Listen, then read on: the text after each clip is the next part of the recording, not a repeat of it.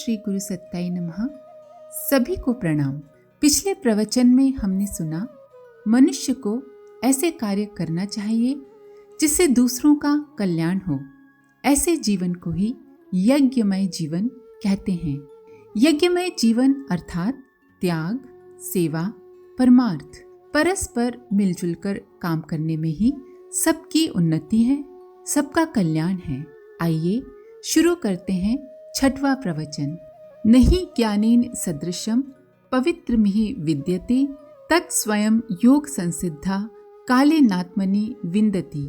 अध्याय 4 श्लोक 48।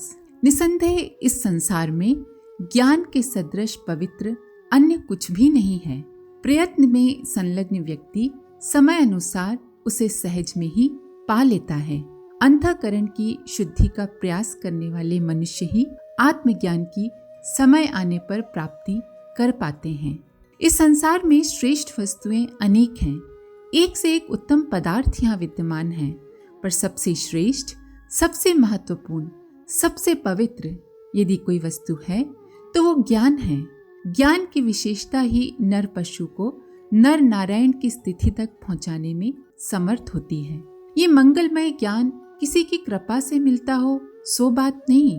थोड़ी सी अभिरुचि और प्रयत्नशीलता होने से ज्ञान वृद्धि का मार्ग प्रशस्त हो जाता है और गई गुजरी परिस्थितियों में पड़ा हुआ व्यक्ति ज्ञान संपदा से संपन्न होने की दिशा में तेजी से आगे बढ़ने लगता है। कोई भी गुरु अपने शिष्य को चित्त शुद्धि प्रदान नहीं कर सकते। इसके लिए शिष्य को ही प्रयत्न करना पड़ेगा। लोगों में मिथ्या धारणा फैली हुई है कि गुरु अपने स्पर्श मात्र से शिष्य को सिद्ध बना सकते हैं।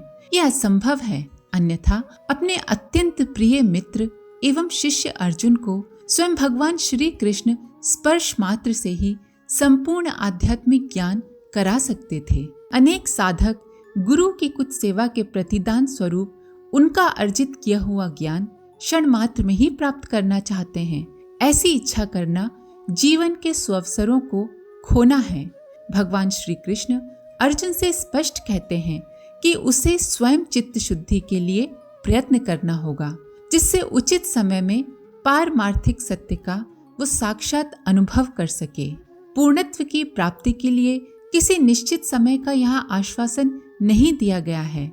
यही बताया गया है कि यदि साधक प्रयत्न करे तो लक्ष्य प्राप्ति में उसे अधिक समय नहीं लगेगा। अतः सभी साधकों को चाहिए कि वे इसके लिए निरंतर प्रयत्न करते रहें। ज्ञान, बल और धन, ये तीन ही विभूतियां इस संसार में मानी गई हैं। इन्हें प्राप्त करने के लिए क्रमबद्ध प्रयत्न करने की दृष्टि से ही ब्राह्मण, क्षत्रिय, वैश्य का विशिष्ट कार्यक्रम बनाया गया है। इन तीनों में ज्ञान का प्रथम स्थान है। इसी से ब्राह्मण को अधिक श्रेष्ठ माना गया है। शारीरिक एवं आर्थिक उन्नति होने पर भी यदि ज्ञान बल दुर्बल हो तो आशाजनक परिणाम नहीं होंगे। इसके विपरीत ज्ञानवान व्यक्ति शारीरिक एवं आर्थिक कठिनाइयों का हल निकाल ही लेगा और रुकी हुई प्रगति को गतिशील बनाने का मार्ग ढूंढ लेगा। ज्ञान को दो भागों में विभक्त किया जा सकता है। पहला शिक्षा और दूसरा विद्या। शिक्षा से तात्पर्य है पढ़ना लिखना, स्कूली ज्ञान, लौकिक प्रगति के आधार एवं स्वरूप की जानकारी। विद्या का अर्थ है भावनात्मक स्तर को इस प्रकार उपयुक्त बनाना जिससे व्यक्ति तथा समाज की आंतरिक सुख शांति अक्षुण्ण रह सके। दोनों ही प्रकार का ज्ञान आवश्यक है।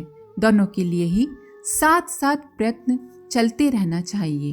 अक्षर ज्ञान की आवश्यकता सबसे प्रथम है। शिक्षा न हो, कुछ पढ़ना लिखना न आता हो तो स्वाध्याय सत साहित्य का रसास्वादन कर सकना और विश्व के श्रेष्ठतम आधुनिक एवं पुरातन मनीषियों के साथ बैठकर संपर्क बना सकने का लाभ ही नहीं मिलेगा। बिना पढ़ा व्यक्ति संगति के प्रभाव से किन्हीं एक दो विषयों में अपने विशेष प्रयत्न के बल पर कुछ सीख समझ सकता है, पर मानसिक विकास की समग्रता इतने से ही संभव नहीं हो सकती। आज के विकसित युग में मनुष्य को अनेक दिशाओं में अनेक प्रकार की जानकारी की आवश्यकता है। जो जितना कम जानकार है वो उतना ही पिछड़ा रहता है। अपनी निज की तथा संबंधित समाज की समस्याओं को ठीक तरह समझ सकने के लिए मनुष्य को बहुत पढ़ना, सुनना और समझना पड़ता है। ये कार्य शिक्षा के माध्यम से ही संभव है। इसलिए शिक्षा को व्यक्ति के मानसिक विकास का अनिवार्य अंग माना गया है। ये प्राथमिक आवश्यकता है जिसकी पूर्ति न होने तक मनुष्य को अज्ञानी ही बना रहना पड़ता है। बेचारा अज्ञानी वस्तुतः एक दयनीय जीव है। मनुष्य योनि में जन्म लेकर भी वह बौद्धिक स्तर पर पशु ही कहा जा सकता है।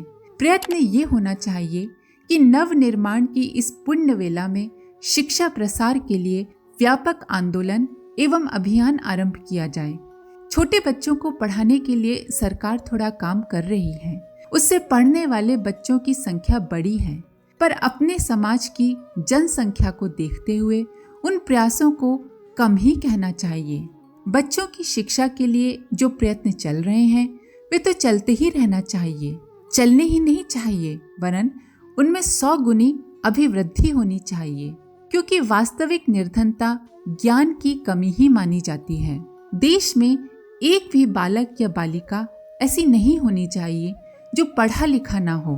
रोटी की कमी सामयिक निर्धनता है, थोड़े समय के लिए है।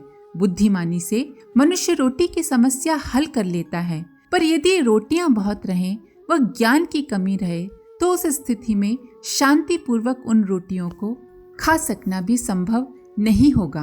अस्तु अन्य कठिनाइयां उठाकर भी हमें अपनी शिक्षा वृद्धि के लिए प्रयत्न करना चाहिए। शिक्षा कैसी हो ये प्रश्न अलग है। निसंदेह नौकरियों के उद्देश्य लेकर चलने वाली पढ़ाई को निरर्थक माना जाना चाहिए। उससे दास मनोवृत्ति के आराम पसंद बाबू बनने वाले लोगों की संख्या बढ़ती और बेकारी फैलती है। पढ़े लिखों की बेकारी कितनी खतरनाक होती है उसे समय रहते समझ लिया जाना चाहिए और शिक्षा के नाम पर चल रहे मखौल में सुधार होना चाहिए। स्वावलंबी, समर्थ, सद्गुणी, सुसंस्कृत और विचारशील नागरिक उत्पन्न करना शिक्षा का पहला उद्देश्य होना चाहिए। नौकरी दूसरी बात होना चाहिए। नौकरी के अलावा भी कई हुनर हैं जिन्हें सीखकर लोग स्वावलंबी बन सकते हैं। हर पढ़ने वाला नौकरी ही प्राप्त करे। जब तक ये उद्देश्य शिक्षा के साथ जुड़ा रहेगा तब तक उससे लाभ के स्थान पर हानि ही होती रहेगी। राष्ट्र के कर्णधारों को शिक्षा पद्धति में इस प्रकार का सुधार करना ही होगा।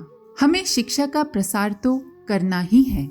देश की भौतिक समृद्धि की दृष्टि से भी और आध्यात्मिक उन्नति की दृष्टि से भी बच्चों की पढ़ाई ठीक होती रहे, इसके लिए हर अभिभावक को समझाना होगा कि वे अपने बेटे और बेटियों को पढ़ाने की आवश्यकता समझें।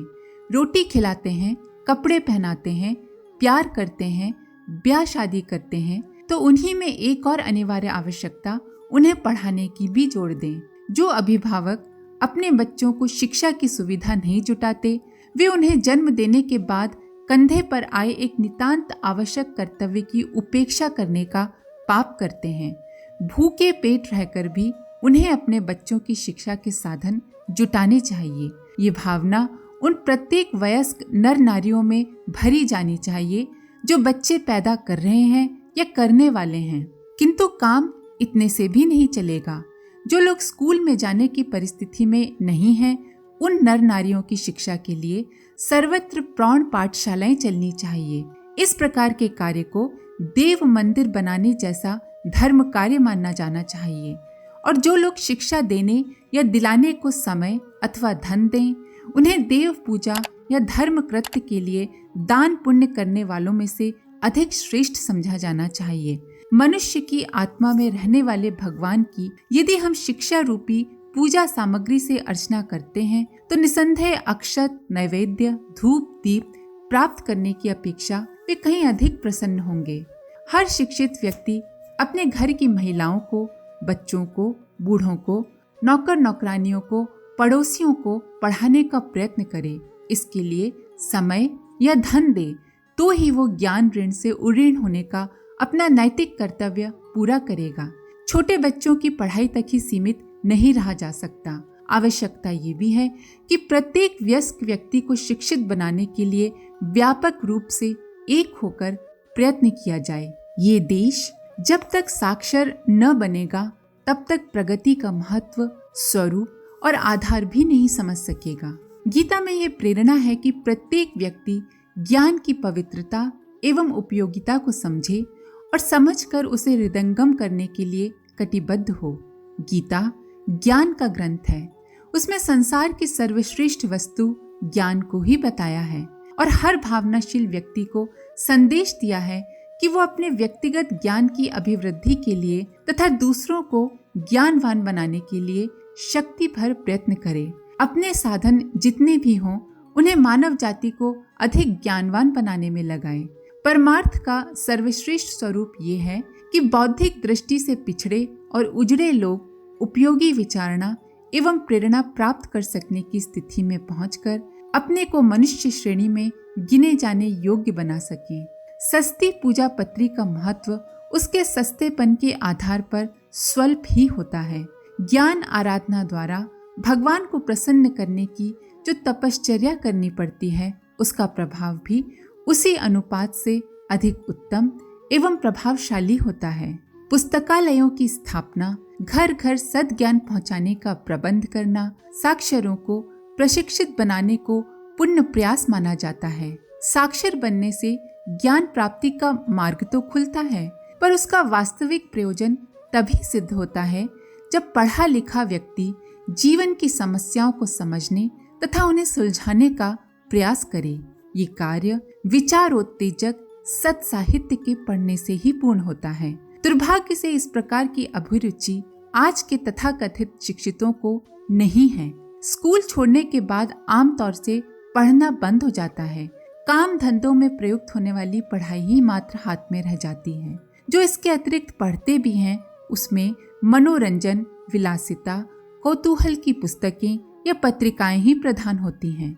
जीवन निर्वाह एवं समाज निर्माण जैसे महत्वपूर्ण विषय की आवश्यकता एवं उपयोगिता अभी लोगों ने समझी ही नहीं।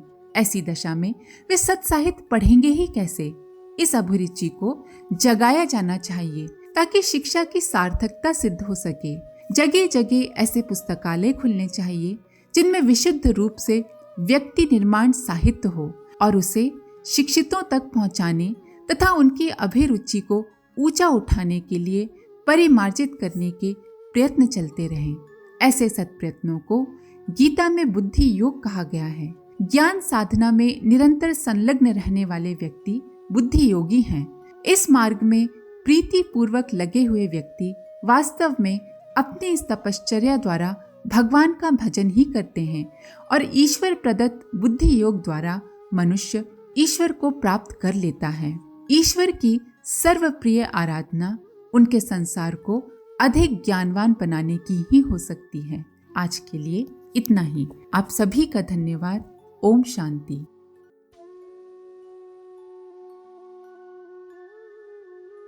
हमारे YouTube चैनल को सब्सक्राइब करें और बेल आइकन को दबाकर ऑल पर क्लिक करें ताकि आने वाले सभी वीडियोस की नोटिफिकेशन आपको मिलती रहे।